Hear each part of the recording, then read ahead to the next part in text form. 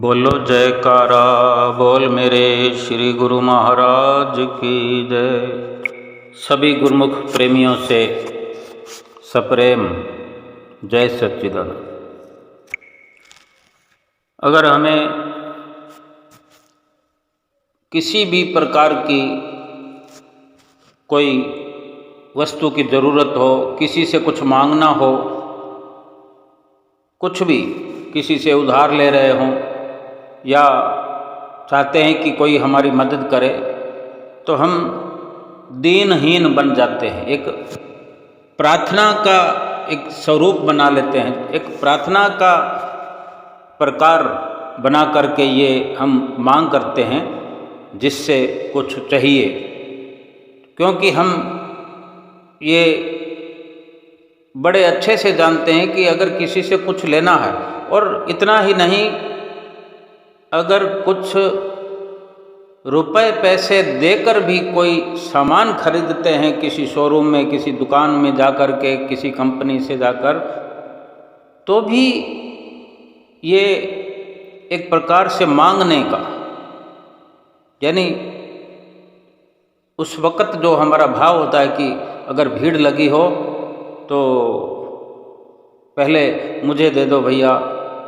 मुझे जल्दी है, मैं बहुत देर से खड़ा हूँ। इस प्रकार के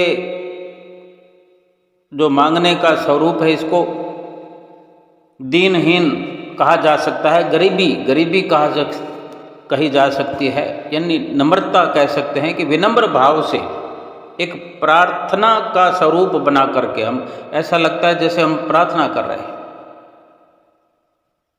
और अगर यूं ही किसी से मदद लेनी हो बिना पैसों के, और बिना पैसों के जो चीज़ें होती हैं या मदद होती है, वो उसकी कीमत तो नहीं लगाई जा सकती, लेकिन वो होती अनमोल है, क्योंकि उनका मोल लगाया नहीं जा सकता। वो महसूस करने की एक मदद जो हम प्राप्त कर रहे हैं, वो महसूस करने के भाव होते हैं। और इसी प्रकार अगर एक प्रार्थना अपने सतगुरु से, अपने प्रभु परमेश्वर से, अपने गुरु महाराज जी से अगर हम रोज करें, रोज का रोज करें, कई बार करें कि ए प्रभु, ऐ सतगुरु, मुझे आशीर्वाद प्रदान करो, मुझ पर दया करो, कृपा करो कि मेरे विचार भक्ति मार्ग में दृढ़ बने रहे, मेरी दृढ़ता भक्ति में बनी रहे, और किसी भी प्रकार की कोई मन में दुविधा ना रहे, किसी प्रकार की कोई रुकावट ना आए, और एक विशेष प्रार्थना का एक हिस्सा, एक लाइन का जो हम विशेष तौर पर समझें भी और समझते हुए वर्णन करें, विनती स्वरूप वर्णन हमारी जिह्वा से हो, क्या कि ये सतगुरु, आपकी मौज जैसी भी हो, मैं उसे सत्य सत्य मान कर उस पर चलूं। अगर ऐसा भाव हमारे हृदय में जागृत हो जाए, और यही भाव जुबान पर शब्द बनकर एक विनती का रूप धारण करते हुए, एक मांग दीनहीन बनकर अगर हम सतगुरु से रोज करें, तो कितना एक हमें सहयोग मिल जाएगा, मदद मिल जाएगी, एक प्रकार की ताकत हमें मिलती रहेगी। और वैसे भी इंसान, ये जीव भक्ति के रास्ते में चाहे कितनी भी उन्नति क्यों न कर ले, प्रशंसा प्राप्त कर ले, लेकिन इसे भक्ति पथ पर आगे आगे आगे कदम बढ़ाने में लगातार पुरुषार्थ करते रहना चाहिए। क्यों कि जो प्रशंसा मिलती है, जो वाहवाही मिलती है, कभी कभी ये प्रशंसा भी माया का एक जाल है, जो कभी कभी प्रशंसा भी हमें मायावी जाल में फंसा देती है। और अगर इस जाल में अटक कर बैठ गए तो बड़ी ये भूल सिद्ध हो जाएगी और इस भूल का फिर सुधार मुश्किल हो जाता है। कहने का भाव यही है कि जब जब भी प्रशंसा हमारी होती है तो हम महसूस करें कि प्रशंसा के शब्द कानों में प्रवेश करते ही कहीं ना कहीं हमारी भक्ति पर विराम लगता है। अगर हम तुरंत संभले हुए होते हैं या उसी वक़्त रत्ती भर भी देर ना करते हुए संभल जाते हैं तो हमारा ध्यान सतगुरु के चरणों में ये निवेदन करते हुए दीनहीन बनकर ये प्रार्थना शुरू हो जाती है, सतगुरु मैं तो कुछ भी नहीं हूँ, ये सब आपकी कृपा थी, मैं आपकी कृपा बनी रहे यही चाहता हूँ। मैं भक्ति करते रहने के लिए आपसे ढेर सारी आशीर्वाद की उम्मीद करता हूँ कि मैं विचलित ना हूँ, प्रशंसा के शब्द सुनकर मैं भक्ति से कहीं डावाडोल ना हो जाऊँ। यानी अगर संपूर्ण रूप से कहा जाए तो ये भी एक सच्चाई है कि अगर हम अपने मन से ये जो प्रशंसा में अटका देता है, चलते चलते भक्ति पथ से गिरा देता है, कभी भी जिसका भरोसा नहीं किया जा सकता वो है हमारा अपना मन। मन से अगर युद्ध नहीं करेंगे, युद्ध भी क्या महायुद्ध करना पड़ेगा, पूरी ताकत लगानी पड़ती है मन से जीतने के लिए। अगर महायुद्ध नहीं करेंगे, एक बड़ी लड़ाई नहीं लड़ेंगे तो फिर कैसे जीत सकते हैं। किंतु शक्ति जो है जीतने के लिए वो सतगुरु देते हैं, सतगुरु की कृपा के बिना प्राप्त नहीं हो सकती। और शक्ति जो है, कृपा जो है, शक्ति अगर सतगुरु हमें देते हैं, कृपा करते हैं, कृपा के बिना संभव नहीं कि सतगुरु से हम वो मन को जीतने वाली शक्ति प्राप्त करें। तो फिर कृपा पहले हमें प्राप्त करनी पड़ेगी। कृपा प्राप्त करने के लिए दीनता धारण करने पड़ेगी, दीनहीन बनना पड़ेगा कि मैं निर्बल हूँ, मुझे ताकत चाहिए तो मुझे ये तो स्वीकार करना पड़ेगा कि मैं कमज़ोर हूँ। और वो कमज़ोरी बहुत सारी जगह पर सिद्ध करनी पड़ेगी।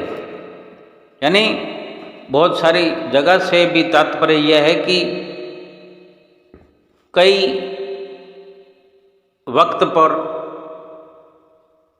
कई दफ़ा जब हम संसार में व्यवहार कर रहे होते हैं, चाहे भक्ति के मार्ग पर चलते हुए भी किसी से व्यवहार करना पड़ता है, किसी से वार्ता करना पड़ता है, वार्ता करनी पड़ती है, तो हम स्वयं विचार करें कि हमें कभी कभी या अक्सर, क्योंकि किसी को कम किसी को ज़्यादा आता है, क्रोध, अहंकार, लोभ, मोह और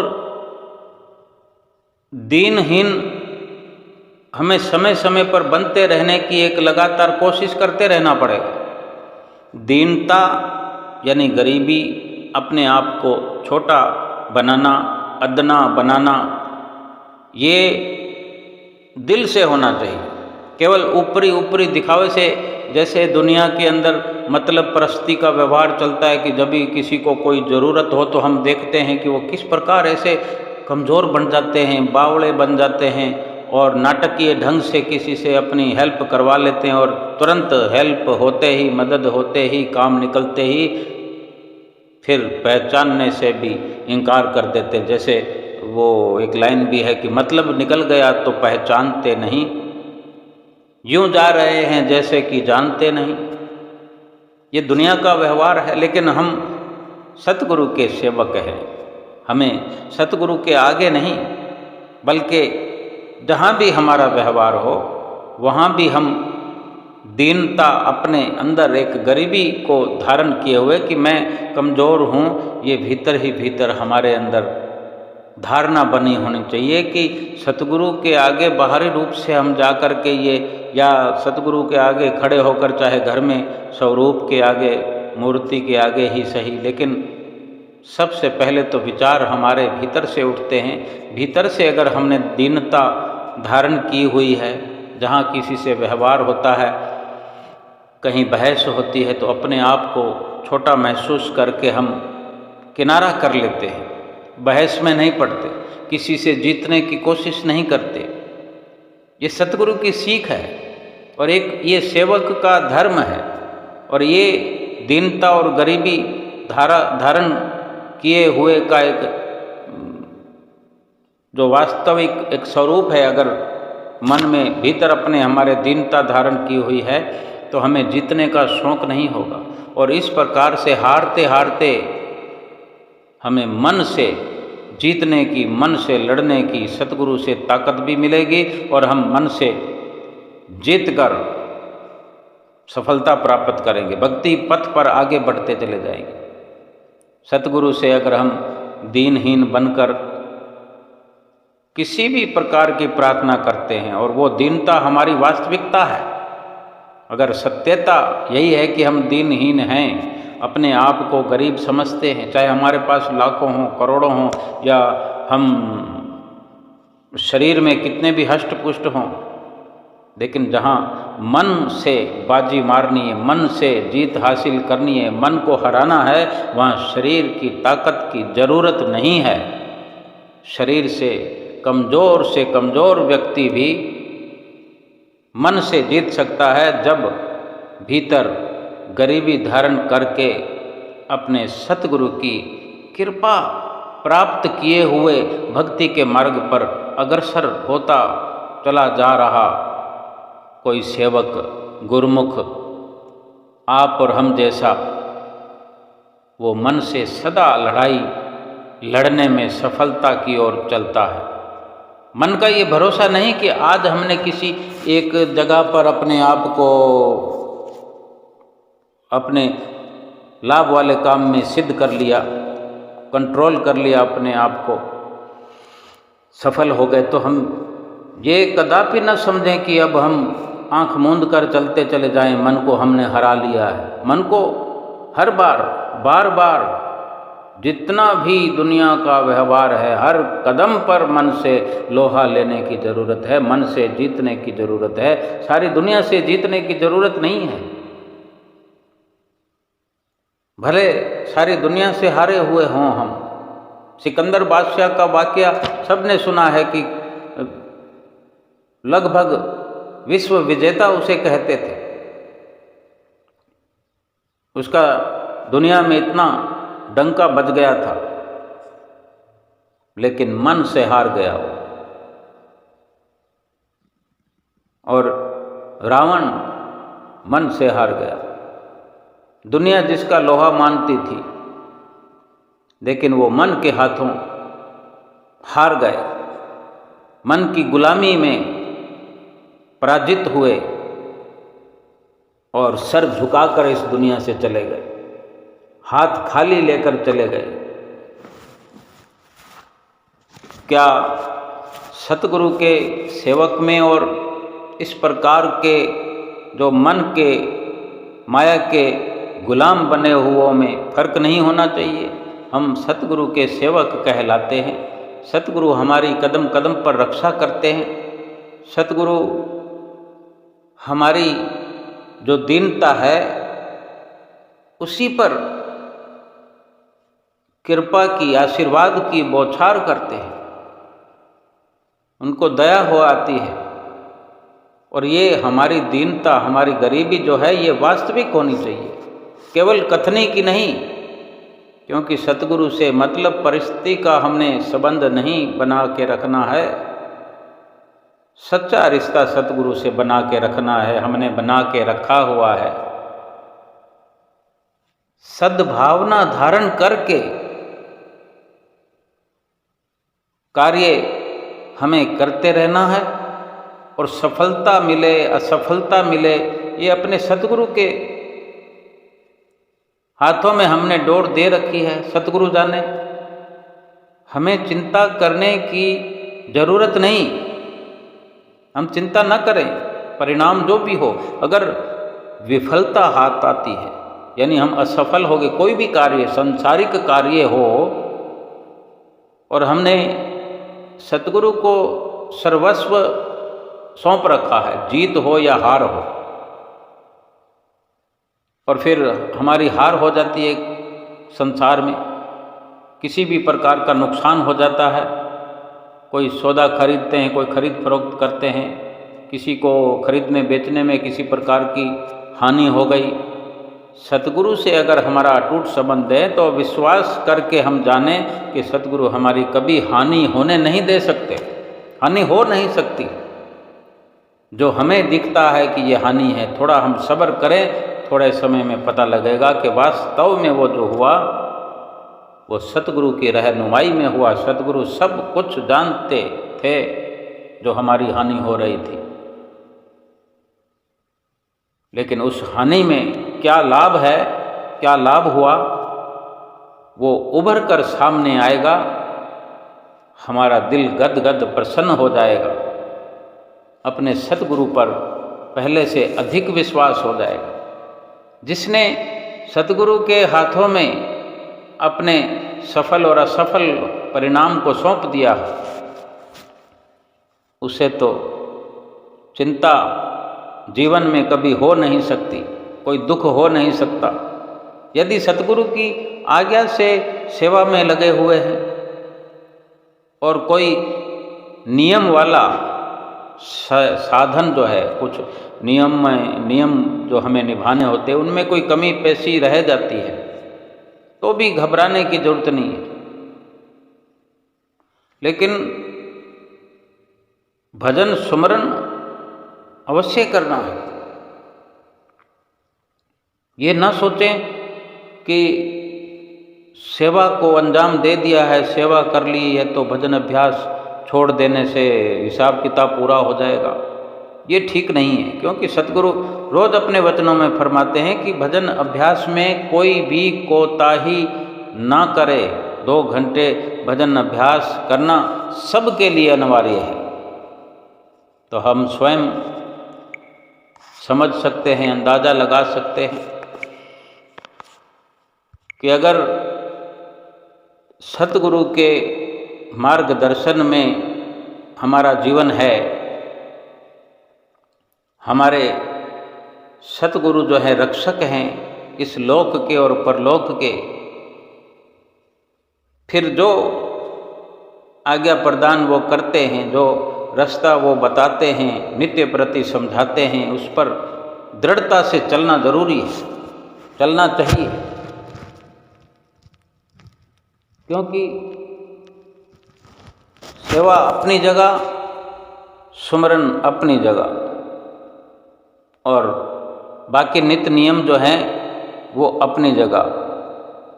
उनमें कोई कमी पेशी के भी मायने यही हैं कि घर बैठकर खड़े होकर आरती पूजा नहीं कर पाए तो राह में हम मोबाइल में लगा लेते हैं,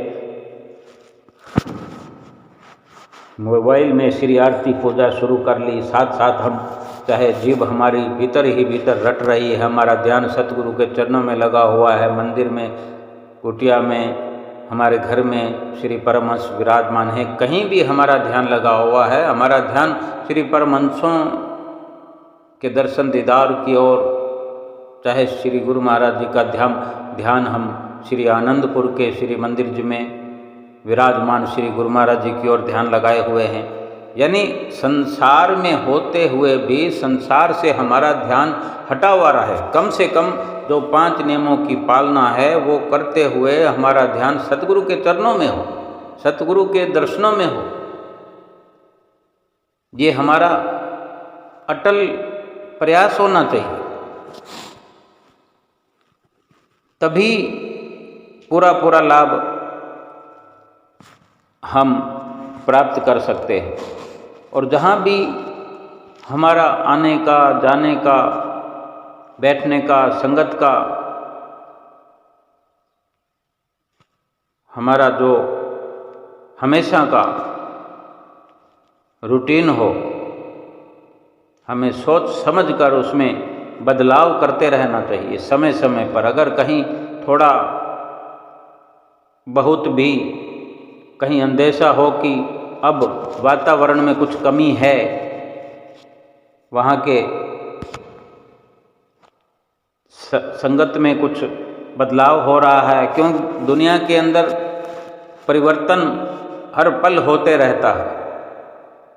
कहीं नोक झोंक, कहीं विचारों का आदान प्रदान करना, इस प्रकार के परिवर्तन भी होते हैं। जहाँ का जैसा वातावरण होगा वहाँ वैसे ही वायुमंडल में प्रभाव भी होगा, तथा मन जो है जल्दी ही उस ओर आकर्षित हो जाएगा। इसीलिए महापुरुष सत्संगत पर अधिक बल देते हैं, ताकि महापुरुषों के नज़दीक रहकर मन बुरे प्रभाव से बचा रहता है। जैसे हमारी नित्य प्रति की संगत हो, कहीं हमने 1 घंटा किन्हीं से मिलना है, किन्हीं के साथ हमारा सफ़र है, आना है या जाना है, लेकिन वहाँ पर कोई हमेशा ठीक ठाक चलते हुए अचानक से कोई नया कोई व्यक्ति प्रवेश करता है जो बेकार की नोक झोंक, तर्क वितर्क, बहस, या तो हमें चाहिए कि हम मौन धारण करें और हमें लगता है कि ये इंसान ठीक नहीं है, तो उसको सुधारने की कोशिश न करें, अपने को पीछे करें और व्यर्थ ही तर्क वितर्क में भी न पड़े। क्यों कि उसको समझाना मुश्किल है, लेकिन हमारे पथ विचलित होने का अंदेशा बना रहता है। ये भी मन की कोई न कोई कुचाल हो सकती है, माया का कोई न कोई ये जाल हो सकता है कि किसी भी प्रकार से माया हमें वर्गलाती है, भुलेखे में डालती है, भरमाती है। तो हमें समझदारी से काम लेना चाहिए, क्योंकि हमारा जो लक्ष्य है, कहीं भी अगर हम बैठने का प्रोग्राम बनाएं, कोई किसी प्रकार का साथ बनाएं, तो सत्संगी का हो, सत्संग की वार्ता हो, सतगुरु का ही जिक्र हो। अगर 4, 6, 10 लोग कहीं, चाहे आनंदपुर क्यों ना जा रहे हो, प्रयागधाम क्यों ना जा रहे हो, लेकिन बेकार की बातों से बच करके सतगुरु की बातें करते हुए, सतगुरु का ध्यान करते हुए, सतगुरु के गुणानुवाद गाते हुए, सतगुरु की महिमा के गीत गाते हुए सफ़र तय करें। और कभी अकेले चलना पड़े, आना पड़े, और रोज़ नित्य नियम का जो हमारा रोज़ आना जाना होता है, चाहे बाज़ार जाना हो, अपने काम पर, अपनी ड्यूटी पर, अपनी नौकरी पर जाना हो, अगर अकेले हैं तो सतगुरु का ध्यान करें, सतगुरु से भीतर ही भीतर कोशिश करें कि वार्ता होती रहे। श्री आरती का गायन करते चलें, गुरु महिमा का गायन करते चलें। और जब जब भी बैठे बिठाए बीच बीच में थोड़ी देर का अवकाश मिलता है, सतगुरु का ध्यान करें, सतगुरु की याद करें कि इस वक्त क्या वक्त है, क्या समय है, इस वक्त श्री आनंदपुर दरबार में क्या हो रहा है। श्री गुरु महाराज जी आनंदपुर में हैं तो कितने बजे दर्शन खुलते हैं, कितना समय हो रहा है, हम सब जानते हैं। हमें पता है कि 5 बजे दर्शन खुला करते हैं इन दिनों में। अभी जो समय लगभग कुछ समय से ये निर्धारित है कि श्री आनंदपुर में भी श्री गुरु महाराज जी 5 बजे के आसपास श्री दर्शन हाल में कृपा करते हैं। श्री प्रयाग धाम में हों तो भी 5 बजे ही श्री गुरु महाराज जी श्री दर्शन हाल में कृपा करते हैं। सुबह 6 बजे श्री आरती पूजा का समय होता है, शाम को 7 बजे, पौने 7 बजे श्री आरती पूजा का समय होता है। इन्हीं सब नियमों की याद बना करके अपना समय व्यतीत किया जा सकता है।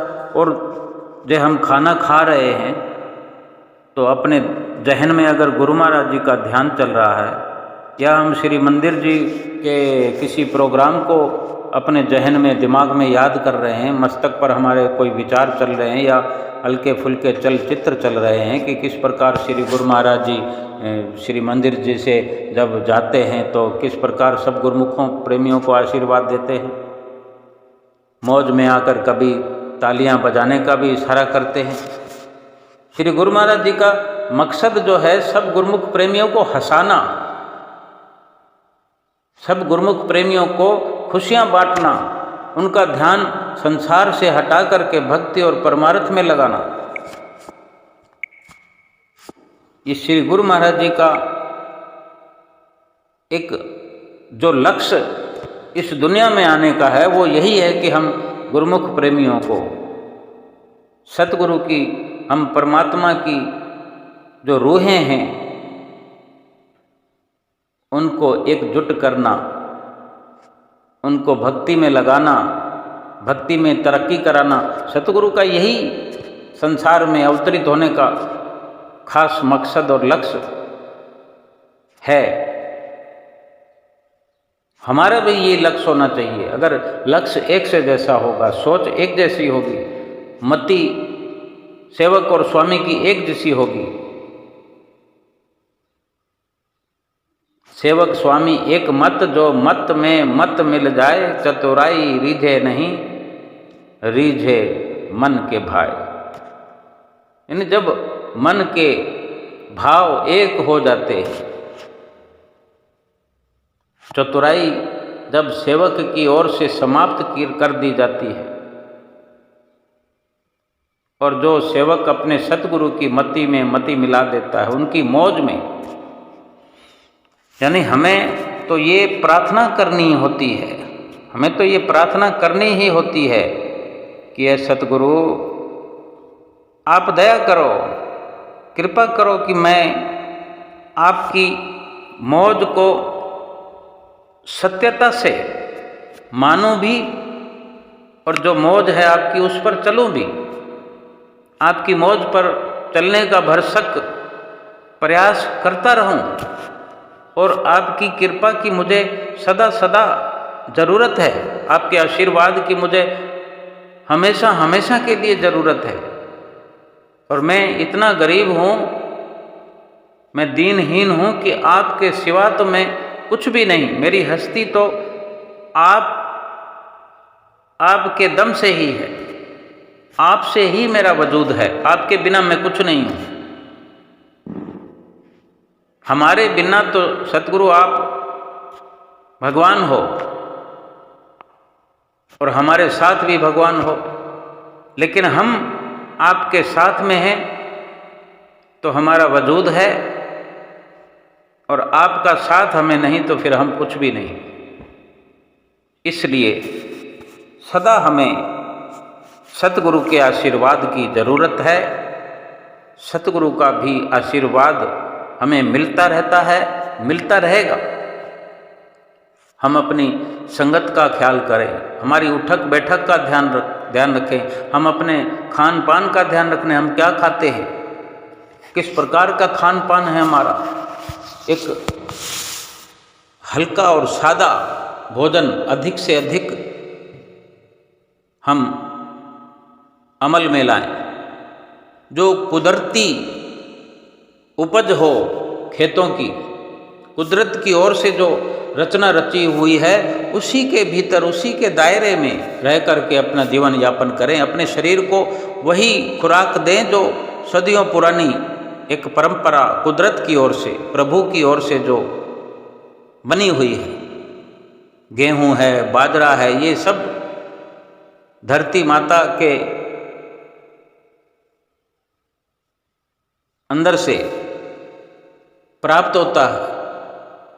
और ये व्यवस्था जो है प्रभु ने स्वयं अपनी मौज से हमारे लिए रचाई है, ये बनाई है व्यवस्था। और इससे अधिक मांग न करें।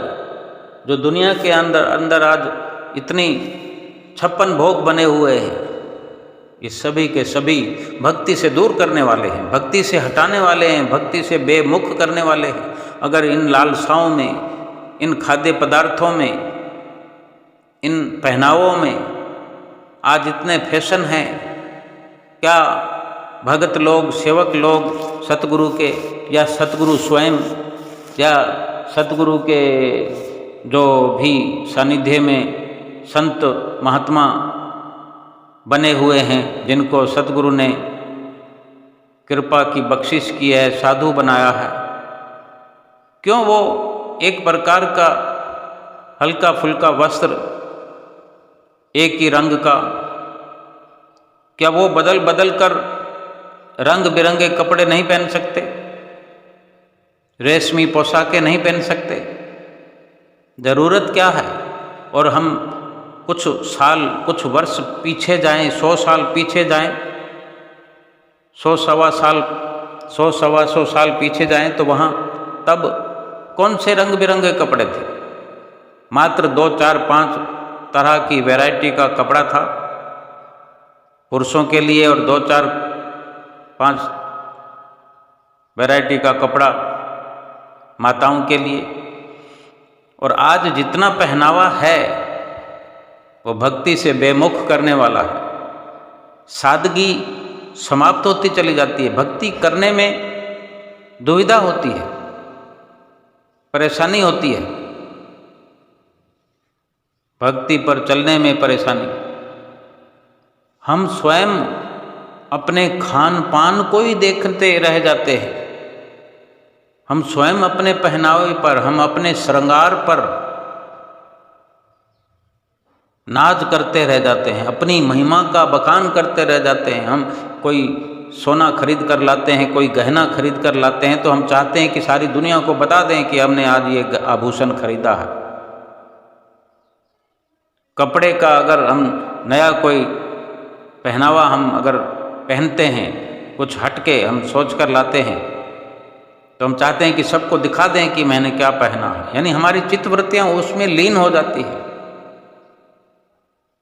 फिर भक्ति से कितना दूर हम अपनी चित्तवृत्तियों को ले जाते हैं, अपने ख्यालों को भक्ति से कितना दूर ले जाते हैं कि फिर अगर भक्ति करने भी बैठते हैं तो वही सब चलता रहता, चित्त में घूमता रहता है।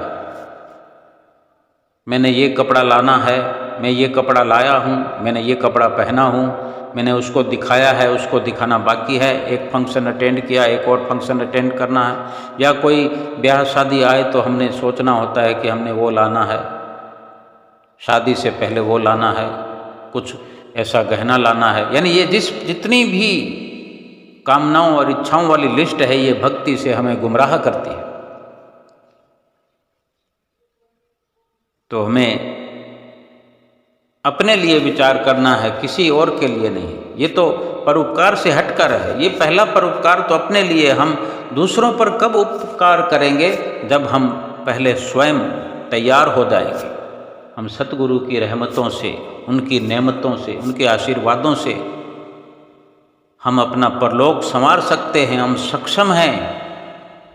लेकिन सतगुरु वाली राह छोड़कर सतगुरु के आशीर्वादों का दुरुपयोग करके माया के गुलाम बनकर, मायावी जिंदगी को जीकर, माया के भुलेखे में आकर के माया की गुलामी करते हुए 84 लाख योनियों में जाने का प्रयत्न न करें, क्योंकि फिर बड़ा मुश्किल हमारे लिए वातावरण बन जाएगा। हम स्वयं अपने लिए एक दीवार खड़ी कर रहे हैं अगर हम सतगुरु के वचनों को पीठ दे रहे हैं, बेमुख हो रहे हैं, संसार की ये सारी जो श्रृंगार वाली खान पान वाली वृत्तियों को अपना रहे हैं, इन फैशन को अपने गले में बांध रहे हैं, तो अपने ही गले में हम फांसी लगा रहे हैं। भक्ति का फिर हमारे भीतर प्रवेश नहीं हो पाएगा, क्योंकि संसार का जो हमारे भीतर में प्रवेश हो गया है, हो रहा है, होता चला जा रहा है, संसार की झिलमिल की दुर्गंध हमारे भीतर भरपूर हो जाने से भक्ति रूपी महक का हमें लाभ प्राप्त नहीं हो सकेगा। संसार की झिलमिल जो है ये केवल दिखने में ही अच्छी प्रतीत होती है। ये संसार के जो सामान है, महापुरुषों ने इनको जहरीले फल की न्याय बताया है कि ये फल मीठे जहर भरे, सुख थोड़ा विपदा घनेरी। ये संसार के समान हैं, ये ऐसे फल हैं, दिखते मीठे हैं, लेकिन लगभग इनमें जहर भरा हुआ है। ये सुख देने वाले महसूस तो होते हैं, लेकिन वो थोड़ा है, केवल थोड़े से थोड़ा, और फिर दुख घनेरा है, उम्र भर का है। अगर संसार के अंदर चित्तवृत्तियां हमने लगा दी हैं तो हम समझ सकते हैं कि हमें रात और दिन कले कल्पनाओं में ही जीना पड़ रहा है। ये नहीं मिला, वो नहीं मिला, अब क्या होगा, अब क्या करूं, ऐसा हो गया, ऐसा वैसा। कुछ नहीं होता अगर सतगुरु की रहनुमाई पे इंसान चलता है, सतगुरु की आज्ञा व मौज में चलता है। कपड़े पहनने में कोई दुविधा नहीं है। महापुरुष ये नहीं, बढ़िया से बढ़िया कपड़े पहने, अपनी सुरती उसमें ना लगी रहे। सुमरन पर बैठ करके अगर हमें कोई ये सब अपने मस्तक में नजर आते हैं तो ये दुविधा है हमारे लिए। इतना ही संसार को अपना चित्त दें कि हमारा भजन प्रभावित ना हो, संसार के खान पान को इतनी ही तवज्जो दें कि हमारा सुमरन प्रभावित ना हो, हमारी भक्ति प्रभावित ना हो, हमारा मन भागे नहीं, मन हमारा भक्ति में रमा रहे। चाहे जो मर्जी संसार के सुख भोगें, संसार के सामानों को हम इस्तेमाल करें, लेकिन भक्ति को आसानी से कर सकें, बस इतना ही। और सतगुरु की प्रसन्नता प्राप्त करते रहें और लोक और परलोक सुहेला करें। बोलो जयकारा बोल मेरे श्री गुरु महाराज की जय।